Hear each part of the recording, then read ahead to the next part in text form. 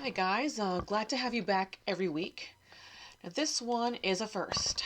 It's my first viewer request fulfillment. It is for Vyrus Gaming. It's my first young adult fiction. Today it is Fear Street Part 1.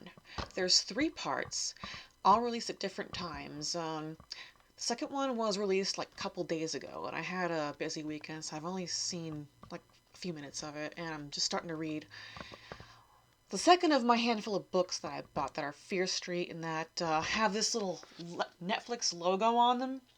So that gave me enough of a clue as to which ones to go for to do this project. And this is kind of a neat little blast from the past, and I'm really about to show my age again since I haven't read anything R.L. Stine since I was in junior high school during its heyday in the 90s. And apparently R.L. Stine is still going strong since these Fear Street books were published within the last 10 years. And the whole Fear Street line goes back as far as 1989. So when I went shopping online for books, I first saw, like, I can't look for Fear Street, and literally hundreds. So I noticed the little Netflix logo on some of them, and those are the ones I went with. I got 5 books here. Technically, yeah, because these and this one, they're 2 in 1. So I have 3 books, 5 stories.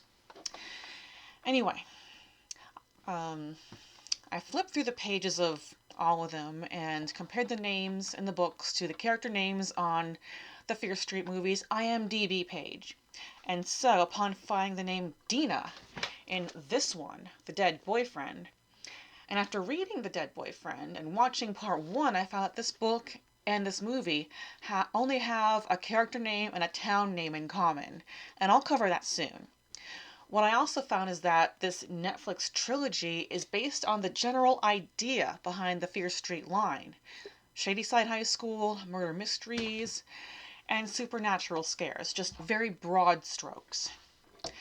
Anyway, in this book, Dina is a secondary character and a bit of a mystery to a protagonist named Caitlin. And the story is a first-person narration from the journal entries of Caitlin, who is an introverted and somewhat mousy high school girl. And she meets her very first boyfriend, and shortly after meets Dina, who in this story is a goth girl with a more hands-on obsession with witchcraft and death.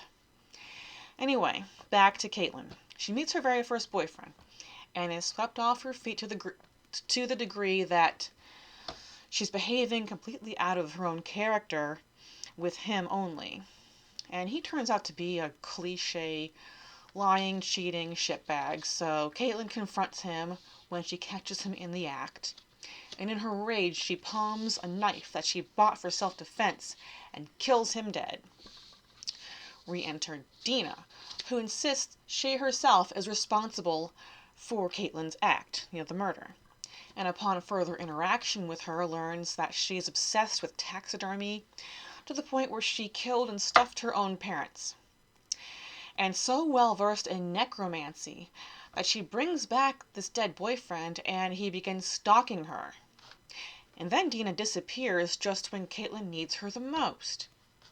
Now, since a lot of what R.L. Stine writes has a twist ending, this story ends with after all the running and maintaining a facade of innocence after the murder, Caitlin is confronted by an intervention of her family and friends, with her diary laying open on a table. Her parents read it, and Caitlin tells one more lie. She made it all up, and it's actually a novel she was working on.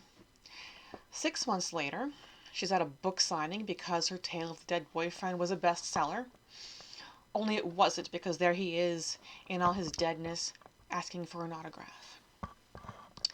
Now, part 1 of the trilogy on Netflix takes place in 1994. Now, while the book is fairly recent and present day,